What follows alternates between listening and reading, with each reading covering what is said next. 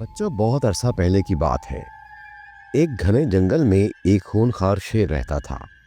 वो रोज जंगल के जानवरों का शिकार करता और उन्हें खा जाता था। इस वजह से जंगल के तमाम जानवर बहुत खौफजदा थे। एक दिन उन्होंने एक मीटिंग बुलाई। तमाम जानवरों ने मिलकर फैसला किया कि हर दिन एक जानवर खुद शेर के पास जाएगा ताकि बाकी जानवर महफूज रह सकें। शेर इस तजवीज से खुश हुआ और मान गया। कई दिन तक यही होता रहा।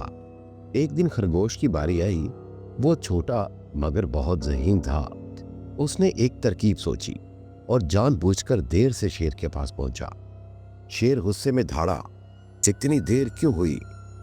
खरगोश घबराने का ड्रामा करते हुए बोला, जनाब, मैं वक्त पर आ रहा था, मगर रास्ते में मुझे एक और शेर मिला।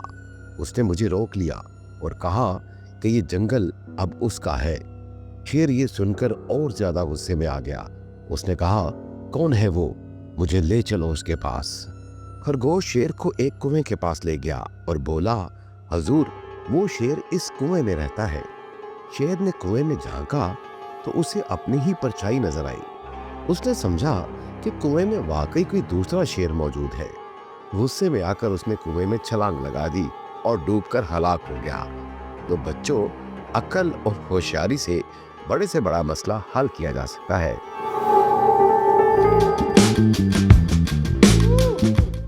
ये कहानी बच्चों को समझदारी और हौसले की अहमियत सिखाती है। तो बच्चों, अक्ल और होशियारी से बड़ा मसला हल किया जा सकता है।